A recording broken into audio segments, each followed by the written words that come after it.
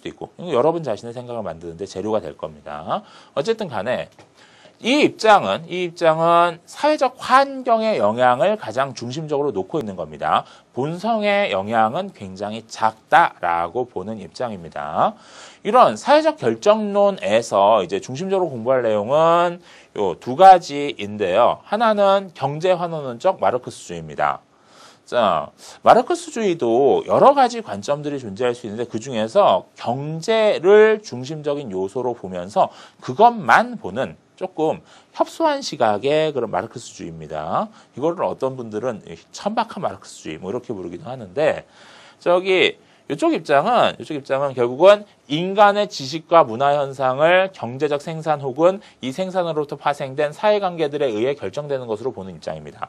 쉽게 얘기해서 경제가 본질적 요소고 경제에 기반해서 사회구조가 만들어지고 그 사회구조가 인간의 행위를 결정한다는 생각입니다. 자, 여기에 지금 두 가지 요소가 담겨 있는데 하나는 이 사회의 근원을 사회를 결정짓는 본질적인 요소를 경제로 보는 관점. 결국 마르크스주의는 그런 측면이 있거든요. 결국 상부 구조라고 하는 것은 이게 지금 뭐 법이나 윤리나 문화나 이러한 정신적 요소들 이런 것들을 이제 상부 구조라고 할 수 있는데 이런 것들은 토대 그러니까는 경제적 생산 관계에 의해서 규정된다라고 보는 겁니다. 그런 측면이 있고 또한 그런 것에 영향을 받아서 인간의 행위 내지는 인간의 사고 방향은 결정되는 것이다라고 보는 입장입니다. 그래서 이건 사회적 결정론의 한 흐름이라고 볼 수 있고요. 자, 그 밑에 나오는 문화사회학적 상대주의라는 것도 비슷한데 사실은 본질적인 요소를 다르게 보는 입장입니다. 자, 이거는 백지 상태의 개인이 사회생활을 하는 과정에서 문화를 습득하게 되고 습득한 문화가 개인의 행동 양식을 결정한다고 보는 입장입니다. 위에 나오는 이 경제환원적 마르크스주의가 경제를 중심적 요소로 본다면 여기 나오는 이 문화사회학적 상대주의는 문화를 본질적 요소로 보는 입장입니다. 자, 어쨌든 이런 것들이 다 이제 사회적 결정론에 해당되는 거죠. 자, 결국 인간의 정체성을 규정함에 있어서 마음을 중심적으로 볼 것인가, 몸을 중심으로 볼 것인가. 자, 요것도 마찬가지고 또 인간의 행위를 결정하는 요소가, 인간의 삶의 방향을 결정하는 요소가 결국은 선천적인 요소인가 아니면 후천적인 요소인가를 보는 것도 그렇고 다 인간이란 어떤 존재인가에 대한 끊임없는 생각의 과정에서 나온 각각의 대답들이라고 생각해 주세요. 자, 그런 것들에 대해서 뭐 무조건 양자택일 하라는 거는 아닙니다. 중심적인 요소가 있고 뭐 부수적인 요소가 있기는 하겠지만 사실은 이런 것들이 다 이제 작용하는 것들이 있어요. 특히 뒤에서 얘기한 이 선천적인 요소인가 후천적인 요소인가 이 부분 같은 경우에는 이 상호작용을 하는 부분들이 있고요. 그러한 과정 속에서 여러분들의 대답이 나올 수 있겠죠. 자, 그러면 뒤에 나오는 문제 보도록 하겠습니다. 자, 일단 문제 봅니다. 자, 2009년도 경희대 수시 문제인데요. 위 제시문 가나다라만은 인간성에 관한 서로 다른 두 견해를 보여주고 있다. 인간성 밑줄. 자, 우리가 제시문을 독해함에 있어서 인간성이라는 것을 중심으로 봐야 합니다. 이게 주제예요. 자, 주제이자 사실은 이렇게 분류할 때 분류의 기준이 될 수도 있겠죠.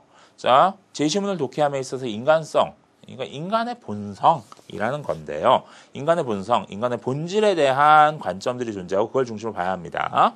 각 제시문을 두 가지 관점에 따라 나누고 그 차이점에 대해 논술을 하시오. 자, 이 문제 형태는 매우 성균관대학교 1번 문제 유형과 흡사합니다. 제시문 간의 관계를 파악하는 문제 유형이죠. 선생님이 쓰기의 왕에서 비교 분석 유형 답안 작성법의 뒷부분에 배치했던 내용입니다. 이 뒷부분, 그러니까는 4강부터 9강까지가 쓰기의 왕의 비교 분석 유형 답안 작성법인데 그 중에서 이제 뒷부분, 8강, 9강 부분에 요 내용이 있을 겁니다. 자, 요 문제 유형은 성균관대학교에서 주로 나오고요. 그 이외에 뭐 경희대, 뭐 서강대, 서울대 등등에서도 나온 적이 있습니다. 자, 참고하도록 하세요. 자, 그럼 처음부터 보도록 하겠습니다. 제 제시문 다 분석한 다음에 이제 묶어야 되겠죠. 아마 2개, 3개씩 묶일 겁니다. 그것은 순전한 야성적 흥분이었다. 음악이라 하기에는 너무 힘있고 무기교이었습니다. 그러나 음악이 아니라기에 거기에 너무도 괴롭고도 무겁고 힘있는 감정이 들어있었습니다. 자, 지금 이거 음악 듣고 있는 상황입니다. 자, 음악을 들은 느낌을 서술하고 있죠. 자, 이게 화제고요. 자, 그 음악을 들은 느낌에 대해서 순전한 야성적 흥분이었다라는 이야기를 합니다. 자, 이것은 원초적 감성의 표출이었고 뭔가 문명의 영향을 받지 않은 어떤 본능적인 것이었다라는 이야기를 합니다. 자, 그러면서 자, 밑에서 4번째 줄 처참함이며 광포성은 나로 하여금 아직 문명이라고 하는 것의 은택에 목욕하여 보지 못한 야인을 연상케 하였습니다. 자, 지금 우리가 읽어야 되는 건 뭐죠? 인간성입니다. 인간성이라는 키워드를 중심으로 보면 여기서는 지금 뭔가 야성적인 부분, 본능적인 부분, 문명의 영향을 받지 않은 부분 이런 것들을 중심으로 이야기하고 있습니다. 자, 아까 수업 내용 중에서 본능의 구속에서 벗어났느냐, 본능의 구속을 받고 있느냐 이게 인간성, 인간 정체성이라는 부분을 이야기할 때 되게 중심적인 역할을 한다라고 얘기했었죠.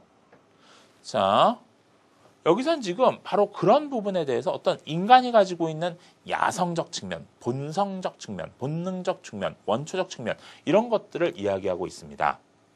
어쨌든 간에 이것들이 되게 강렬한 거죠. 강렬한 것이고 자, 그리고 마지막 문장 보세요.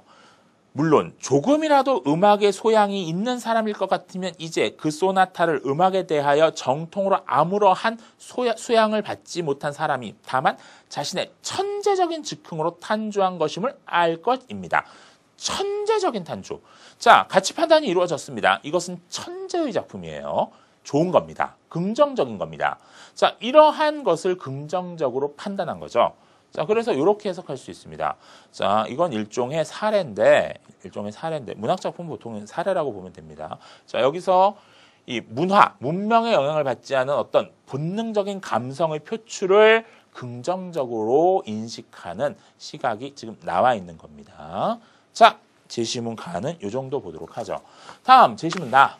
제시문 나도 사례입니다. 자, 제시문 나도 사례이기 때문에 자, 요런 사례들, 문학 작품이라던가 어떤 사건이라던가 이런 게 나오면은 그런 것들을 개념화해 줘야 됩니다. 자, 일반적인 개념으로 특히 문제에서 인간성을 중심으로 보라고 했으니까는 인간성이라는 것을 중심으로 해서 개념화해 주는 게 필요합니다. 자, 그럴 때